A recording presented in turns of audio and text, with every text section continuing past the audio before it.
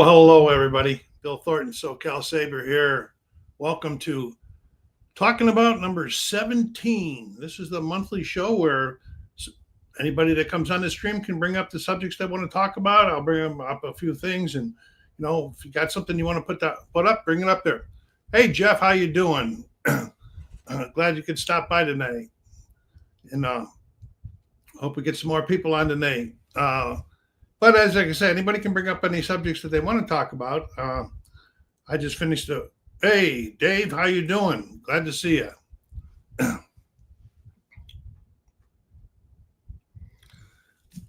One of the things I wanted to talk about and get some input from anybody now or later, if you're watching this when it's recorded, was culling your collections. Culling, C-U-L-L. I've done a few in the past, but I haven't really done it very often. I haven't had much success at it. Do you have any hi, Joe, glad to see you on board here.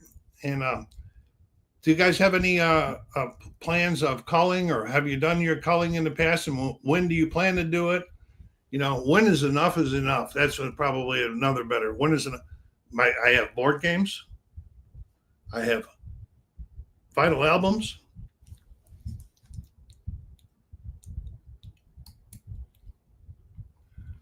Dave, I was just going to say it doesn't really matter, because like with me, I have a lot of board games. I don't know, 350 or 60 board games, not counting expansions. And then I have tons of records and CDs. So I was thinking about, okay, when is enough is enough? When, as me as a collector, say, okay, stop, or slow down, or get rid of some stuff. And if you do call, how do you do it? I've done a little bit in the past. I give some games away. I have sold some games. Done massive calls of board games over the past years. Yeah, what's your approach to doing that, Dave? Do you announce it ahead of time? Do you have a list of what you're trying to get rid of, or how'd you go about it? I'd like any input anybody can give me.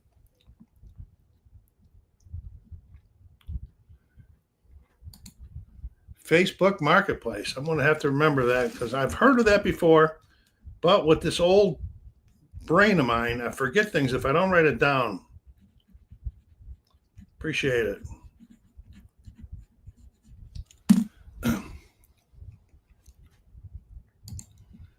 Yeah, absolutely. Jeff, I can honestly say that I have slowed down my buying of my board games. I still have ones on order on GMT's P500 and on Kickstarter, but the list is getting down to about 12 right now. Specific Facebook groups dedicated to board game sales. All right, I'm gonna look into those things, because I've never looked at them before. Yeah, I don't, and I don't know if I want to get into selling my vinyl right now, but board games I can deal with a little bit. And that my vinyl, I'm still quite into that. As you probably see on Saturdays, I listen to an album or a CDs every day of the week in the morning, normally when I'm listening to my coffee. And on Saturday, I put out a show of what I listen to during the week. But so as collectors, do any of you say enough is enough, when to stop? Or should I start saying, okay, in board games, should I say, if I get one in, I got to get one out? Yeah, Jeff, I did, I don't know, 3 or 4 years ago, I did make an offer to Noble Knight on about 3 or 4 games, but I thought their quote was very, very, very low. And I says, I'll get rid of it, but I'm not going to just give them away to somebody that's going to, like Noble Knight, that's going to charge a ton for somebody else. Yeah, Dave, I agree with you, because they offer almost nothing if you want to sell them their games, and then they turn around and then they sell them at a very high price. But I have bought from them in the past when there was a certain game that I couldn't get anywhere else that I really wanted. I have bought from them, but I have not sold to them. but and I don't think I'm going to want to go that route again. Yeah. So that's what I'm thinking about doing. Calling. I'm probably going to try to work up something, a calling show this month. Maybe it'll be partial giveaway, and and then maybe I'll say, okay, and here's a list, and I'll give a very decent prices. If you would like this, here's what the price will be in the shipping, and see if we get any response that way. I noticed that you war board game guys that follow war board gaming said Artie and Dan did some sales about a month or so ago on their channel. Yeah, I do use Board Game Geek, Dave. And I do know that they have sales there, and I have looked at that several times, but I never. Maybe I should be looking into checking that one out a little bit also. I've heard some people give some positive comments about their sales on Board Game Geek. All right, great guys, you're giving me a lot of David. Give me a lot of good ideas here. Appreciate it. Anybody got any particular subjects they want to brought up? For trading games. Okay. I did do a trade once with one of the on one of my the channel members, and we used Discord, and we just did the trade, mailed them to each other that way. eBay, I've tried to stay away from eBay because I'm not real comfortable with eBay, to tell you the truth.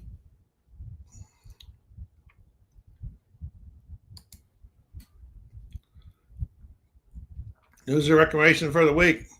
Scarecrow from John Mellencamp. I do have that album. I don't know if it'll come up this week because I have some like a random way I pull the albums and the CDs that I already own out, and then 3 or 4 of the ones that during the week are new stuff going into the collections that I've got on Whatnot or Amazon or from the record stores.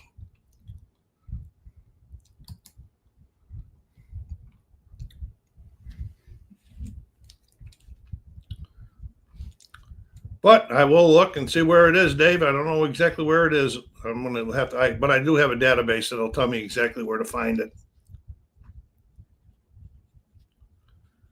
I think I have it on CD, so I might be able to get that up for this during the CDs of the week.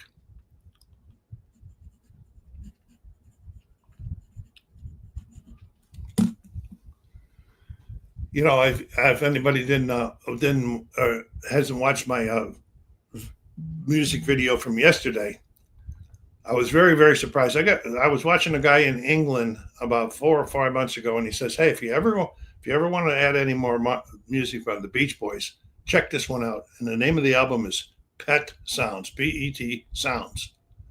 He says you'll love it. So I waited, and about 4 weeks ago, I was out at my record store, and I saw it there sealed, and I bought it, and it was really, really good. And after I listened to it, and I started looking up to see all about the album, I find it like it's one of the in the top 25 greatest albums ever made. Pretty cool.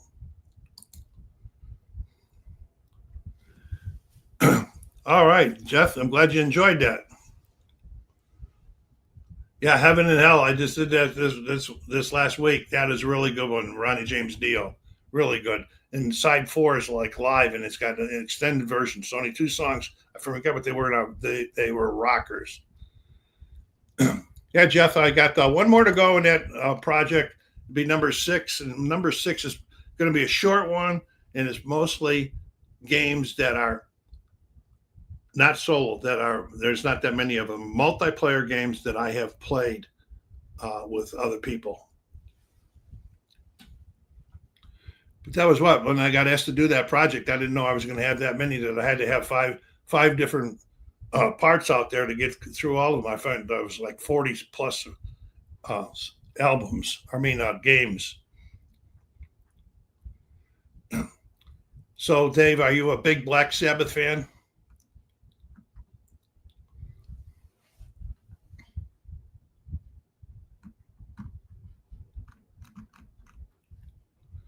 Anybody got anything they want to bring up? Just as Norm as usual, just put it down there in remarks. Yeah, glad to hear it. I got when I did the count on yesterday's video, I uh, I have 11 LPs, counting the 4 that are in the box set that I bought last year by Black Sabbath. I love the Wizard. Oh,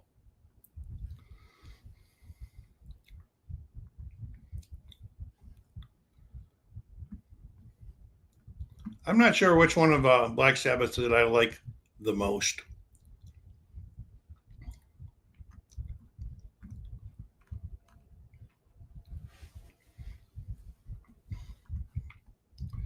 But like every week, I always pick out 2 that I've listened to during the week. I announce it of the 2 that I enjoyed the most that week, or I had the most fun with, because I enjoy them all. And at the end of the year, I put them in a list. And at the end of the year, I'll do some sort of a countdown with those.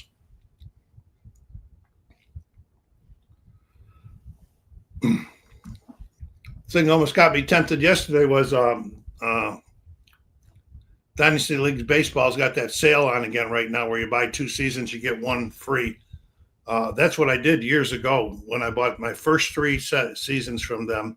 Was during the 2 and 1, but it's been a while since that. But then I didn't pull the plug. I was going to say, do I really need to do that? Because I'm only playing 1 of the 3 seasons. And so that's what my sports games say. I have more seasons and teams that I'll ever get around to playing.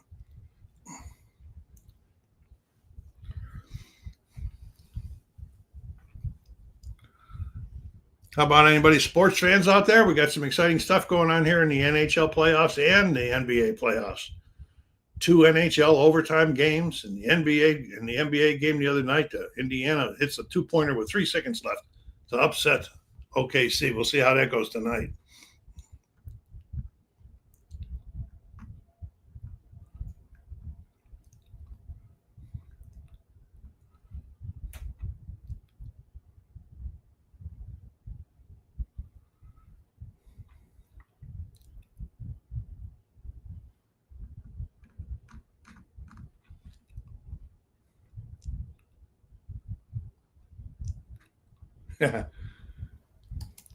What do they say about misery deserves company? I guess this is one thing that we all have a problem with when we love our sports board games, is doing an NHL Stanley Cup replay. What using a red ice hockey? I saw you put a video up on red ice hockey the other day, but I was busy doing something and I forgot to go back and look at it. I might check it out. I don't have any Stanley Cups going on right now. I'm going to get another. I'm probably getting some hockey bones up this week, because when the real NHL season ends, then I wind down my hockey. And I haven't had I've had inside the the crease up most recently. I haven't had hockey bones up there. I have the 92-93 playoffs going on in hockey bones. So I'll probably get 1 or 2 games up before the NHL season starts or finishes. Been having a problem with this mic that I'm using today. I hope everybody can hear me all right.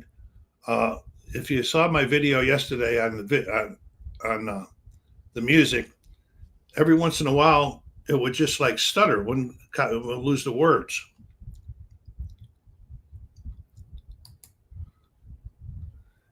Yeah, I'm not a Bruin fan. I'm a Celtic fan. I know they're over, but this is some pretty exciting basketball going on right now.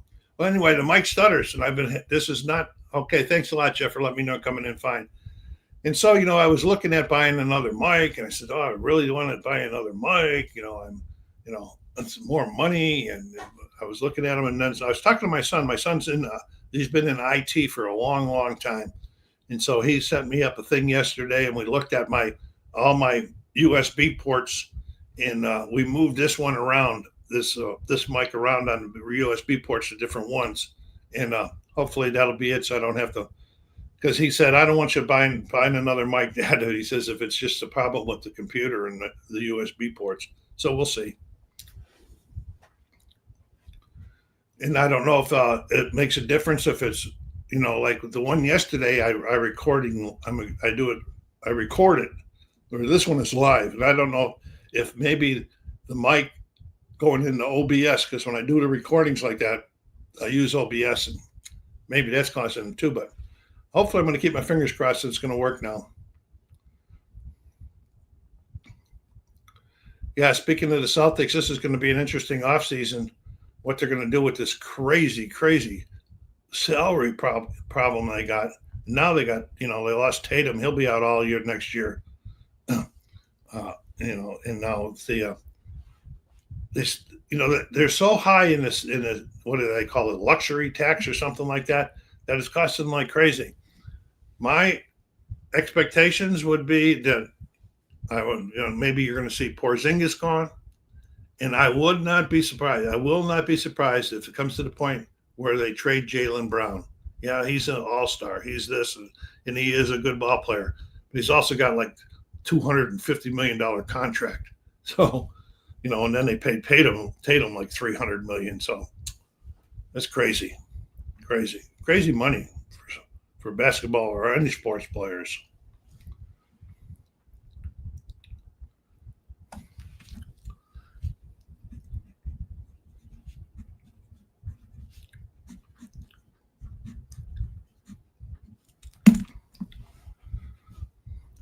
But I still got some baseball going on and projects going on, and getting ready this month to go up to Vegas next month. It's the annual APA Vegas Championship up there. I've been going up there for 6 or 7 years. We have a good time. It's always 20 to 30 people.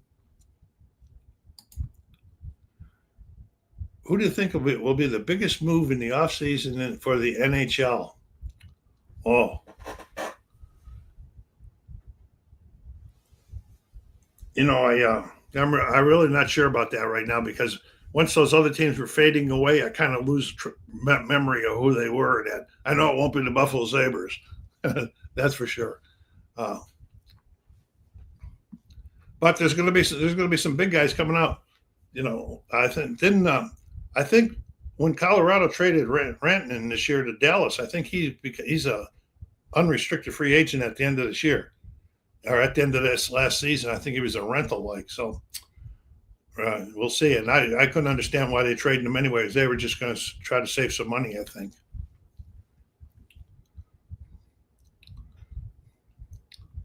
Do you have anybody in mind, Dave, who you would think of would be the biggest move?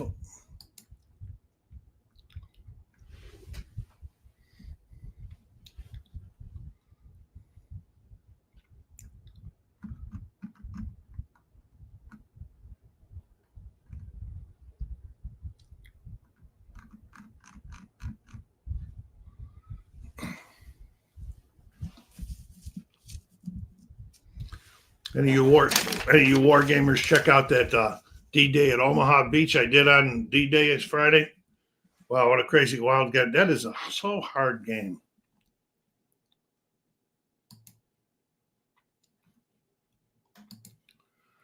Quinn used them. So that's interesting. Quinn used in New Jersey. So we're going to get all the brothers together.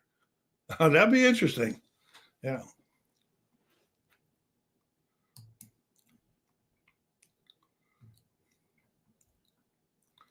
The only one I'm worried about, I won't say Buffalo, because if he does get moved, I'll be very, very mad.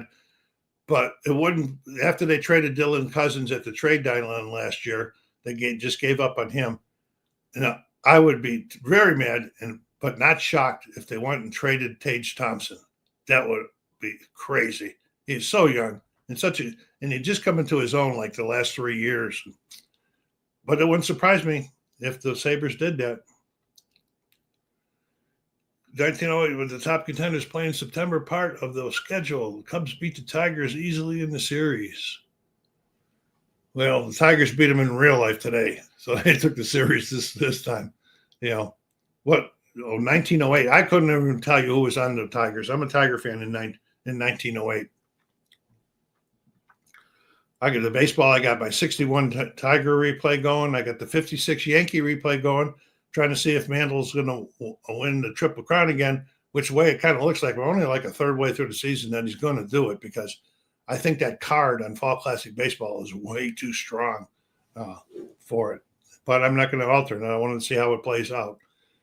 And then other baseball, I have that 1955 season ticket baseball championship tournament or series in progress right now. Game 4 ought to be coming out pretty soon. Or Game 3 ought to be coming out pretty soon. And then I started the 1961 World Series with Back to Basics baseball. Cincinnati and New York. I finished 2 games. I think that the series is tied at 1. That's a pretty neat little playing game. It's just, it's more casual than the dice rolling and everything.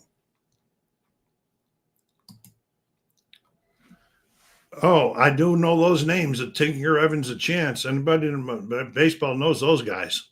What a great double play combination they were. Not quite as good as Alan Trammell and Lou Whitaker were, because those two have turned more double plays than any combination in history. Hey, Bill, I got a most spiritual secretary at the table and really joy. Sorry I didn't see where you did a video on it. I'll still need to watch the D-Day at Omaha Beach. Yeah, that's a really, really tough, hard game. And there's so many things to remember. And one of the things, and I have tarot also, which I'll be redoing again in November. But one of the things, big difference between the two of them is that at Omaha Beach, there were so many cliffs and so many shingles and bluffs that they had to get up on that it really slowed the guys down. It slows you down in the game. You get to a certain point, then your guys, if they're infantry only, they got to climb. Then you got to try to open up roads for the tanks to get up there. And then all of the other stuff that goes on in the game. And they're pretty cool. But as usual, I suffered a catastrophic loss in turn 13. And the catastrophic loss is when either the 1st Division or the 29th Division, either one of them lose 8 infantry units or get them down to 1 hit left.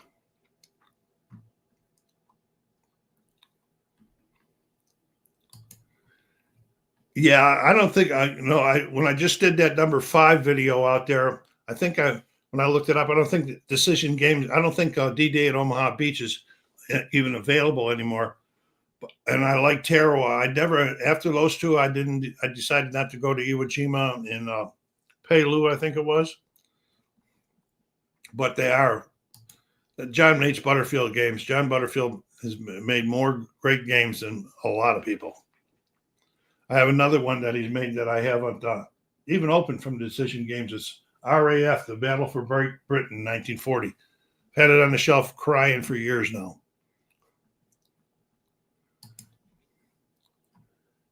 So did you, hey John, on A Most Fearful Sacrifice, did you have a big enough table to put the whole 15 square feet of map up? And which scenario did you play? I thought I did a video on that. Maybe I didn't. There's been some times where I was confused, and I think I did videos now. But anyway, I just did, when they were doing this Kickstarter, I did a 2nd edition upgrade package. And so I'm going to get that put in, and then I'll probably be putting it up on the table again. Wow, I never played Market Garden by John Butterfield. I have what is it called? Holland 44 by Mark Simonich from GMT. That's my Market Garden game. I've played that a couple times. It's pretty good.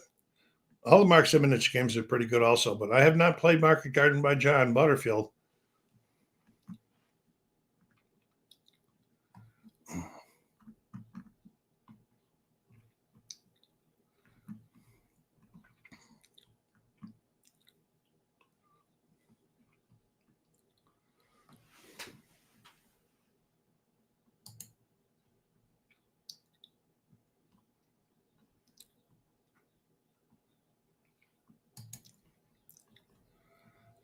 It's his follow-up to the Battle of the Bulge. I don't have his Battle of the Bulge either. I have Ardennes 44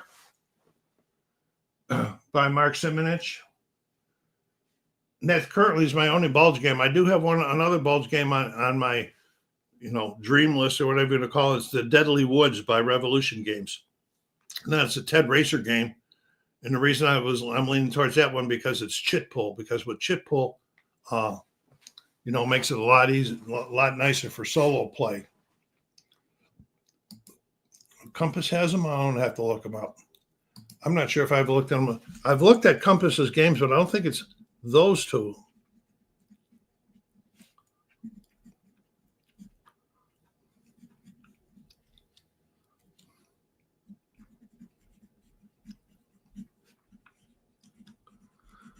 I think I looked at Ambush once. I think Butterfield did that. I'm not sure. I don't have a big enough table for the north and south map. I played the first 4 scenarios. I'm currently playing the complete first day. Wow, that's going to be a long scenario. I fortunately have a table that's big enough. So I'm taking it at the scenarios you played before have only required you to have to play on one map.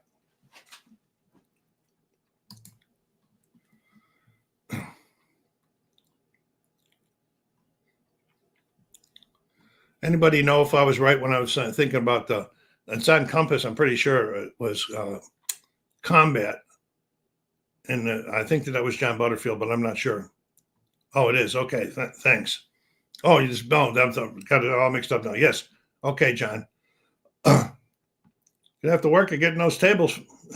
Buy another one of those folding tables from Home Depot or somewhere like that. Maybe you can get it all on there then.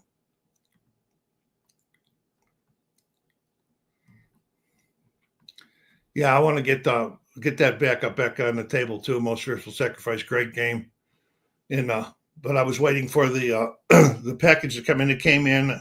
I've put it in the box. Now I've got to get it out and get it going again.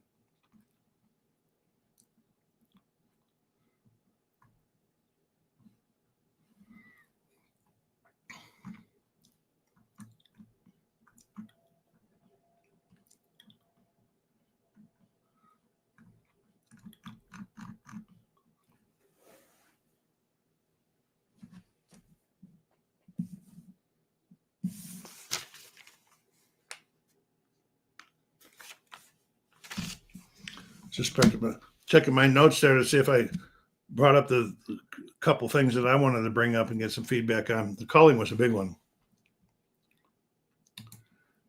Yeah, I know his games are excellent. I have all of the blind sword systems, which he created the system.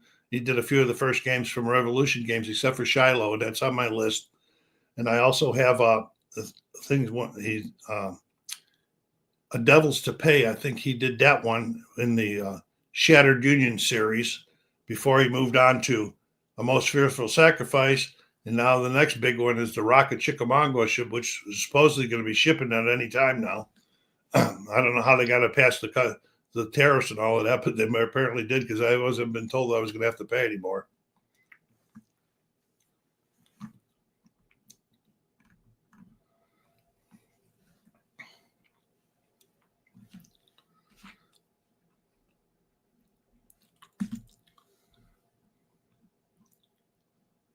The only game that I've had affected by the tariffs was by Awakened Realms and Stalker.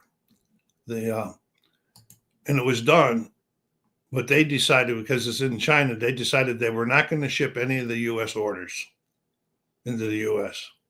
until they could figure out how to do it without costing a fortune. So it probably would take a while to get here anyway. So anyway, I just wait for it, see what happens.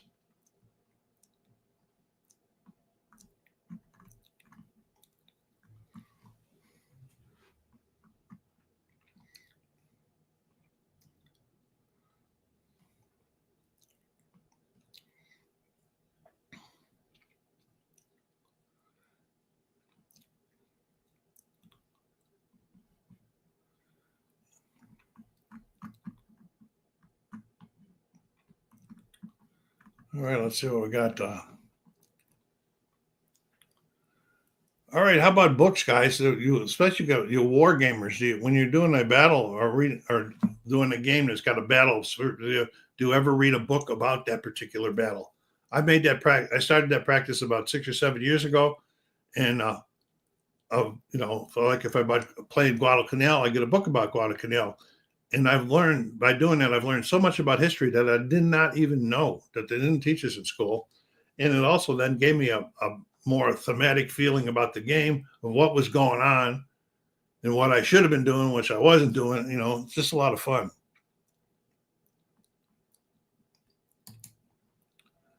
Second day at Gettysburg has a good rep, John. Isn't that relatively new? Second day at Gettysburg. The name very, very familiar, and I think I saw it somewhere, but I passed on it only because I have several different Gettysburg games. Because the Devil's to Pay is the Shattered Union Series is day one. It's by Tiny Battle Publishing, I believe. Let me look here.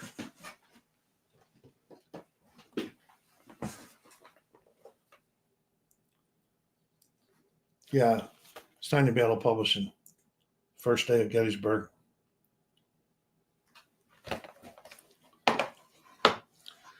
The other one I want to get on the table, but probably before Most Fearful Sacrifices, I keep wanting to do this and then I keep forgetting about it. My mind just drives me crazy.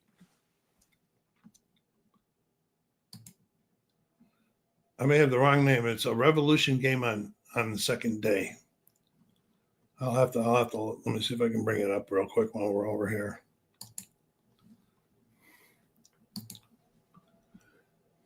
The one that I want to play, I've played this before, multiplayer. It's For the People by Herman Luttman. And when Stuka Joe created that CDG solo system, one of the games that it played was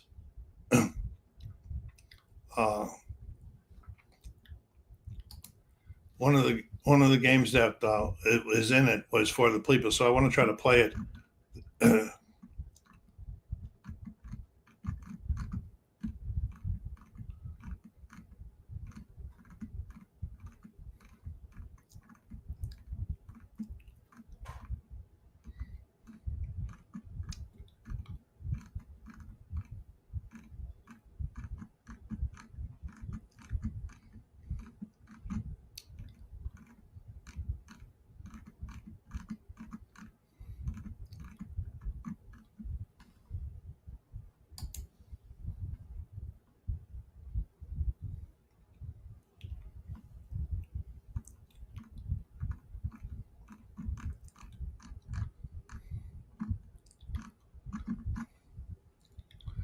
Okay, the one that I see on Revolution Games that covers the second day at Gettysburg is Longstreet Attacks, which I do have that one also, but I have never played it only because it looks like it's very counter heavy, and it's in the blind sword system.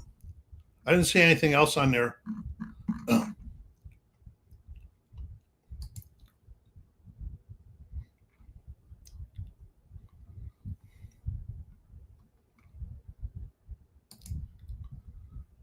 Okay, cool. I do have it.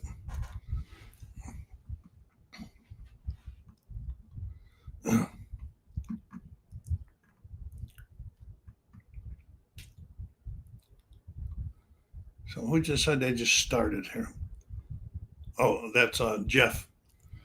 And you're a beginner to war games. Have you figured out a particular niche that you like U.S. Civil War, World War II, World War I?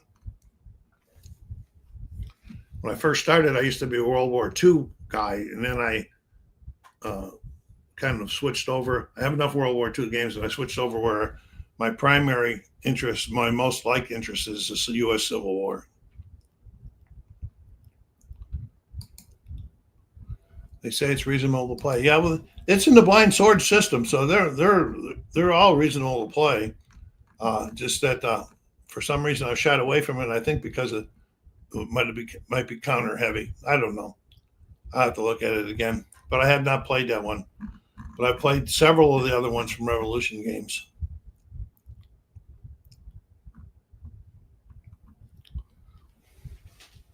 World War II and Civil War games. Okay, well, you got quite a variety of games in those two areas that you can be researching and so forth.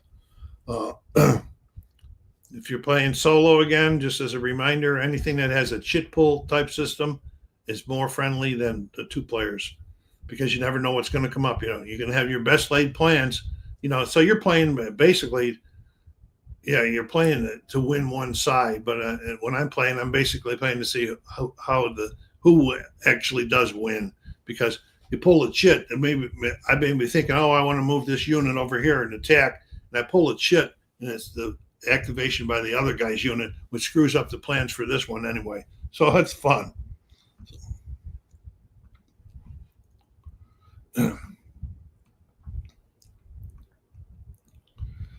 And Talkin About Publishing has a couple of them on there. Like this is shit pull also. No, this is card.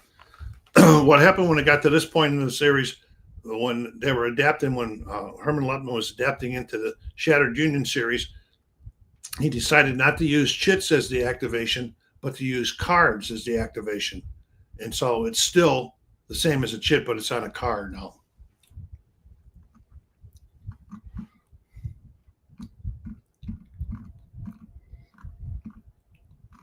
Don't want to leave any of you music and sports fans out there. So you got something you want to talk about, just shoot it up there. We'll get into it.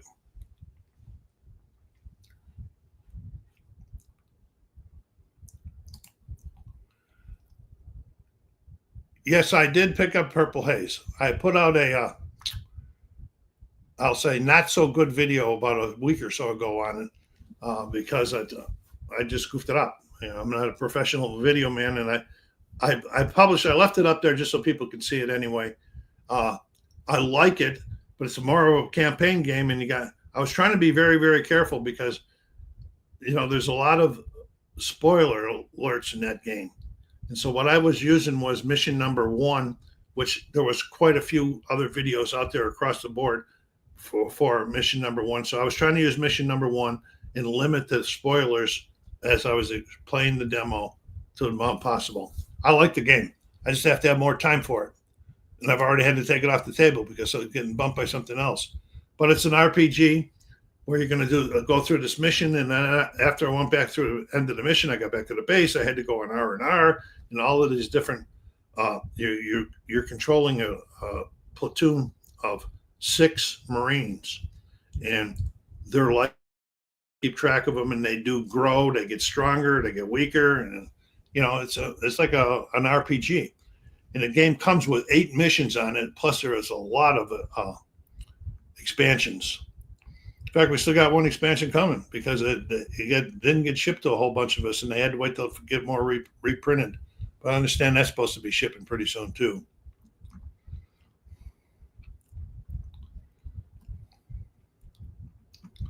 There's another.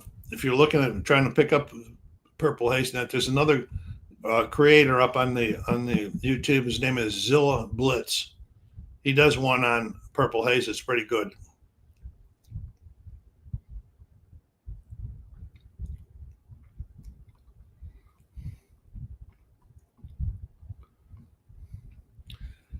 So I don't have any war games on right at this time. I just took me an hour or two to just take down the Daytona Beach. I'm taking a little break for a few days, and then war, and then I'm going to get another war game going up there. And in the meantime, it'll be sports games. But I'm also looking at another multiplayer game. I decided last month that I needed to start to put more time into things when I got into this that I like to do. And multiplayer games is a thing that I like to do also. Solo multiplayers like Arkham Horror, the card game, and those type of things. Dune Imperium. So I'm going to be starting to dig those out. I haven't played them for a long time. Digging those out one at a time, playing through them. I'll put a demo up on the channel.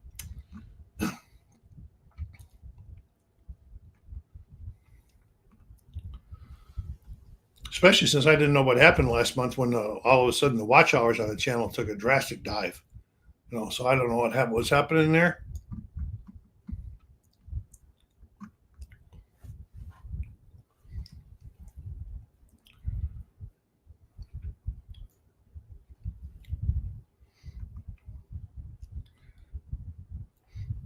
Okay. Anybody got anything else they want to talk about? I'm going for about 40 minutes now. But nice. We had 6 people on at one time. You know, anybody that's coming is up there watching and came in late, please don't forget to go down there and hit the like button and subscribe if you haven't done so yet. Check out the other people that do Sunday nights. I think Dave normally goes up on Sunday nights, and Artie goes up for the War Room, or him and Dan go up on Sunday nights.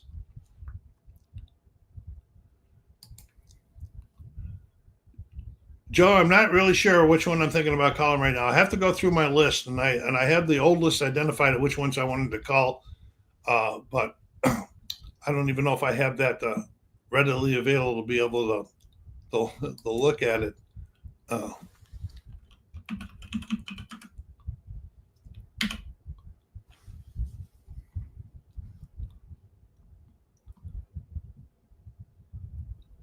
No, it doesn't look like I have it ready available. I used to have a list of it, and then I would post the list and show everybody what was going on.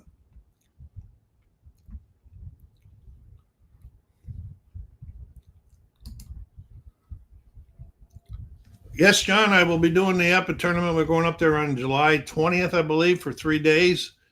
And the last time I looked, I think there was about a little over 20 players coming. And Chris put out there, I'll be taking my 61 Tigers up there to that tournament. I've never taken a tournament before. I've taken 68 Tigers, the 84 Tigers, and it all depends on whenever the director of the tournament, he establishes, okay, here's the criteria. The team's got to be between this year and this year, and it's got to have a winning percentage between like 550 to 650, something, whatever. And every year is different. So every year I don't even take Detroit in there. I don't think I had Detroit up there last year. It's a lot of fun now. Go up there. Rio prices are fairly reasonable there, and great bunch of guys. Are you close enough to be able to go up there? Well, I guess you're close enough anywhere. It all depends on where you want to go. We did have a guy from that that came up from Florida for a couple of years, and he was actually on the Miami Marlins. I think it was the Marlins staff or organization for doing something. Yeah, that's the only one I go to anymore, because we used to have one in Southern California, and about 4 years ago, that one quit doing it. Nobody picked up. The guy had got a new job and he couldn't do it anymore, and so nobody else picked it up, and it was too far away from me to be able to run it. And the other ones are the big ones are in Chicago and Kansas and down in Atlanta, and those are. I'm not going to travel that far from Southern California for a tournament.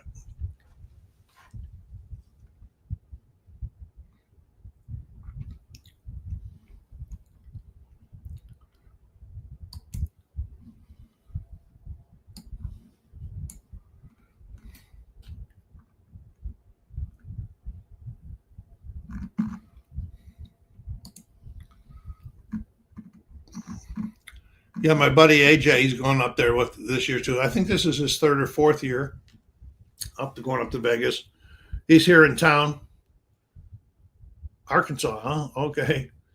Yeah, AJ here in town. He plays in my Superstar Baseball League too. He's an owner in that league that we play once a week. So he's going up there. He's taking one of the 54 White Sox or somebody he's taking up there this year.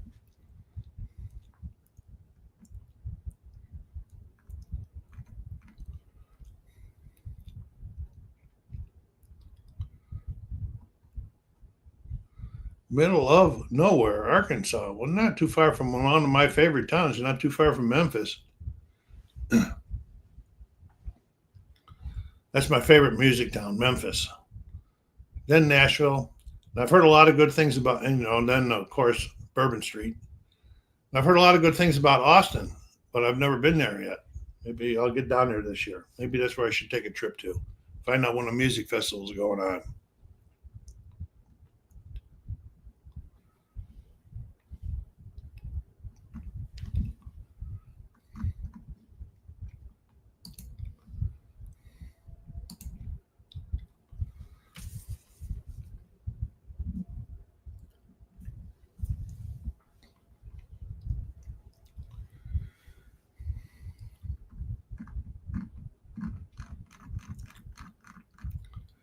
Okay, folks, why don't you bring some more subjects up? My brain's run out. I brought up the 4 things I wanted to talk about. Got anything else or any questions? We don't have to talk about awardable games. We can talk about books, movies, whatever you guys want to talk about. This is what this talk session's all about. Like I always say, we'll talk about anything except religion and politics.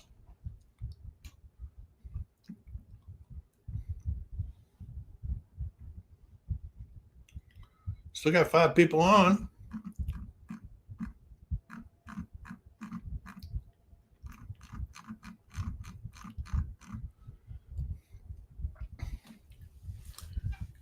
Yeah, when the channel was first growing, until it got to 1,000, I was doing like a free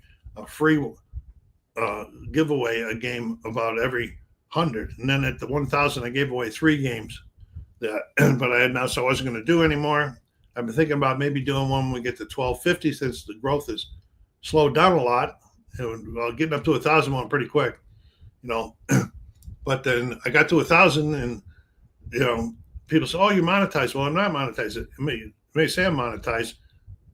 What do they call them? The channel memberships open, where somebody can kick in and kick $1.99, $1 or $2 every month towards a channel, which I would do. I do have one member that does that, and I'll use that money towards, like, if I got to get a new mic. And there's another thing, superscripts or something like that. But I'm not monetized when it comes to getting paid for the advertisements that go on the videos. I don't get paid for that. That requires 4,000 watch hours in 1 year. I got close to it, but last year when it went way down. But I know if I did make it, I made it. When I started this thing, just at the beginning of COVID, I didn't start it with the intent of getting as big as it is right now. I've been very, very surprised and happy.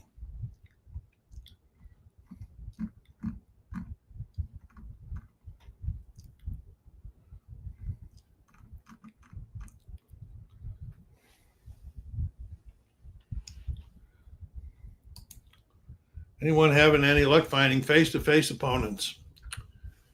That's not me. Not me. Especially if it's war games, I have a difficult times.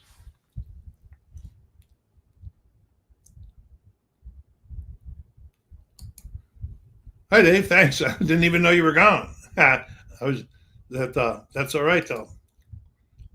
If you got anything else you wanted to talk about, I was just saying, bring it on up. And we're just asking, has anybody had any luck in finding face-to-face opponents? I have 3 people that come here once a week. We play Superstar Baseball, and we also have a guy in Temecula, California, and we now have a guy in Tennessee. And the guy in Tennessee, we have a Superstar Baseball Discord channel, and he has his cards and dice. We have the cards and dice. We have the cameras on it, and we go for it. And it's worked out real nice. He's in his 2nd season with us now. But other than that, finding others to play, especially war games, no. Sports games. My friend AJ that I just was talking about, he's a big sports fan, and he goes, he goes up to Vegas and that, and he works in a board game store, and he has a heck of a time finding anybody that's interested in sports. So that's crazy.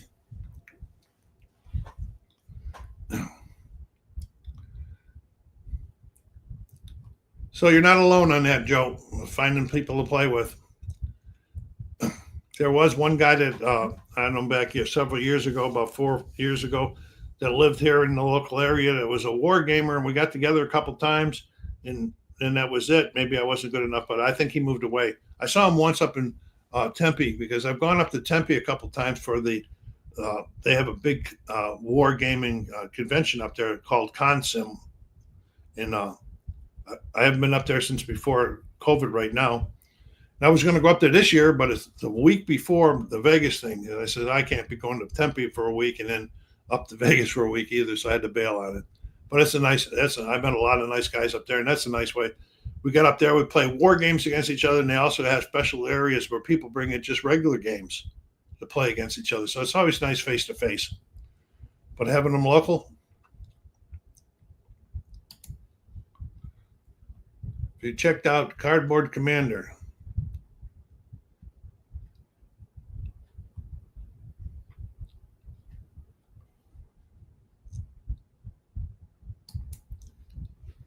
That one was pointed to you, John.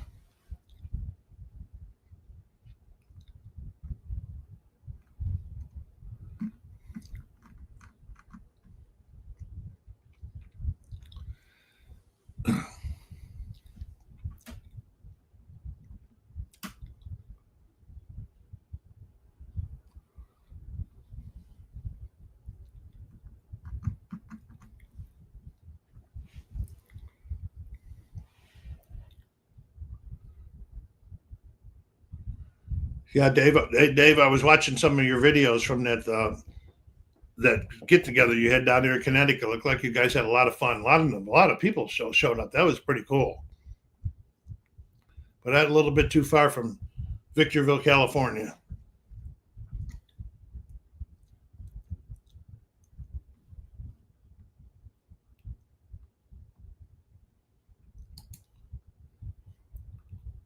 I just missed something here. What something? Dave, yes, I do play the coin series from GMT. I own 4 or 5 of them. Let me look. I own 5 of them right now. I stopped buying them after a while, and that and they're the one good thing about the coin series is that if you don't have somebody, they give you flow charts, so that if I was playing by myself, I'd actually be playing against 3 or 4 different factions per se. The last one I played was Cuba Libre, which is like one of the easier ones. But I've played Fire in the Lake and some of the others. But Cuba Libre was like the Cuban takeover. Coin series is pretty cool. They really get advanced though. Oh, Dave. Okay, I'm sorry. I thought it was Dave Gardner. I'm sorry.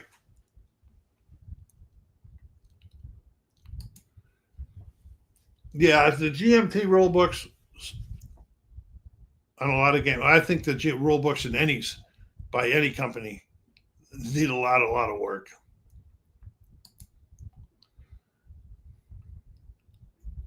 Oh, really? Oh, okay. No, I hung on to mine.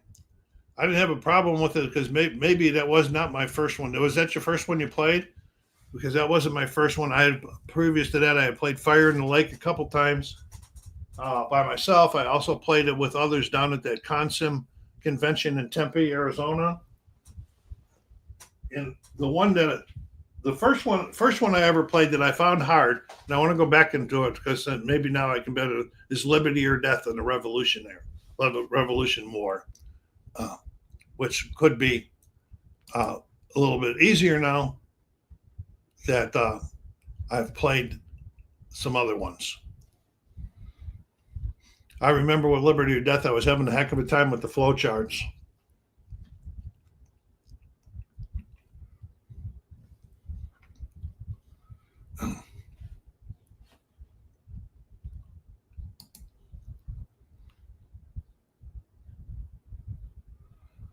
Yeah, I would agree with you on the rule books being pretty tough in a lot of different games. And yes, I use a video every time I'm learning a new game, and every time that I'm bringing out a game that I haven't played for a long, long time. I use the videos and the rule books to try to refresh myself on the game. And then when I get to recording the game on there, even though I'm refreshing that, Steve Tower that does AFR or whatever it is, uh, you mentioned one time, and I thought it was pretty cool. It was pretty. He says every time he turns on, hits the record button, his IQ goes down about 15 points. I think that's what happens to me too. There's a couple games like that I own that I started to get into the rule book, and I said, and it's been sitting on a shelf forever. And one of them is Fields of Fire.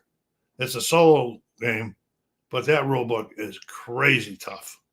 And I just put that away. And I was trying to look and see if there was any other ones.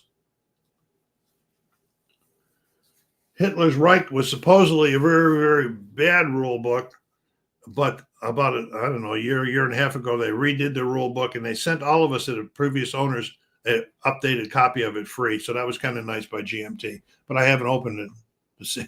And I didn't open it the first time because right after I got it, I started seeing all of the negative comments about how hard the rule book was. I said, I don't even want to go there.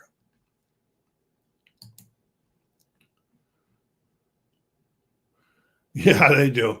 You know, that's to me, I'm always open to constructive criticism. If I'm doing something wrong. In fact, a lot of times I ask for it. Let me know if I'm doing something wrong so I can get better. Just don't, do it in a nice way. Just in a nice way. Say, hey, you didn't play that right, or this, but don't call me any names.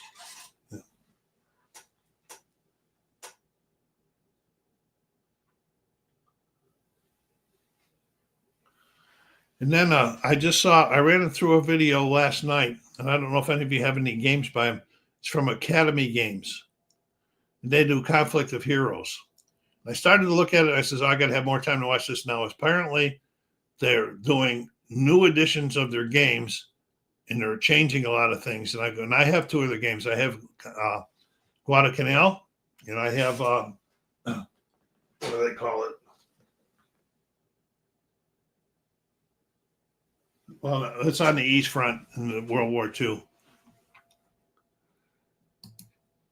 Yeah, so I am going to, they changed a couple of them, and then Guadalcanal was left behind. I have to look now. So if you're still interested in Guadalcanal games, you might want to check out their site and check out the videos of all of the new changes. Yeah, Conflict of Heroes is a good one, and then they changed something in Awakening of the Bear, but they didn't change it in Conflict of Heroes. Something with the dice changed, and then they never offered the new dice on the for that as a purchase. Awakening the Bear, I've never put it on the table. I also do have the solo expansion for that, which I'll break out once I want to bring them back out again after I check out Academy Games to see what's going on with that, with this changes. The other one I want to do too, I don't know if you saw it last year. I did a one for Lock and Load Heroes from Mogadishu. And then I gave up on it because it wasn't playing very good and everything, because it's not a solo. But I now have the solo expansion for Lock and Load, so I'm going to be checking that one out too with this, because I've got 3 or 4 different Lock and Load games.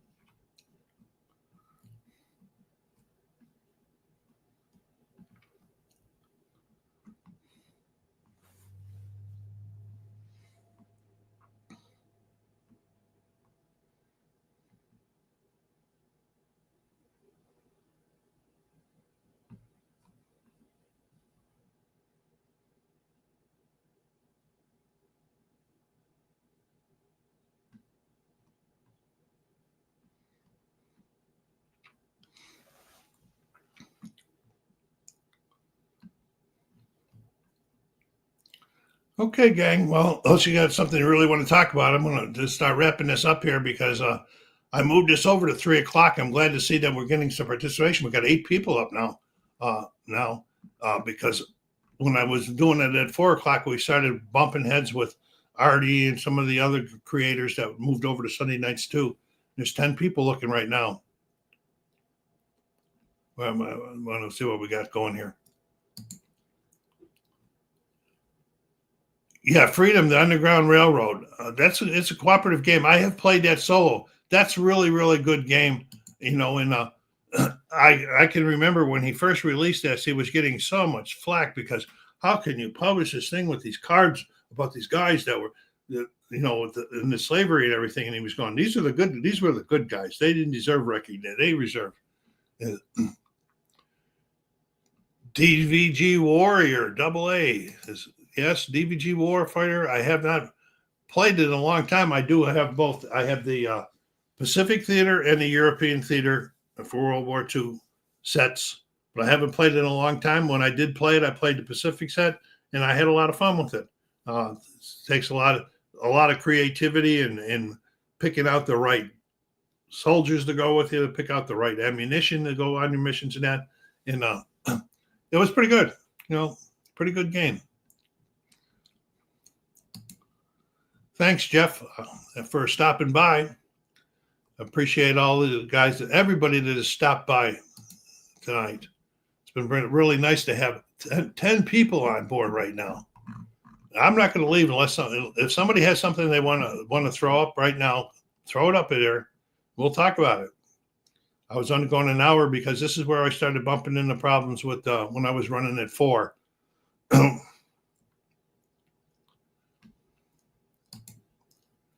You too, Dave. Appreciate your effort coming on board very much. Hope to see you. Check out us at the Q&A on June 29th at 3 p.m. And also, if I do ever going to go up unscheduled, I always put out a post say that when I'm coming up. So for everybody then, this has been a really, really good. I'm really, really happy with the participation today. I want to thank all of you very much. This is SoCalSabre saying, take care of yourself there. Be kind to each other. Stay safe.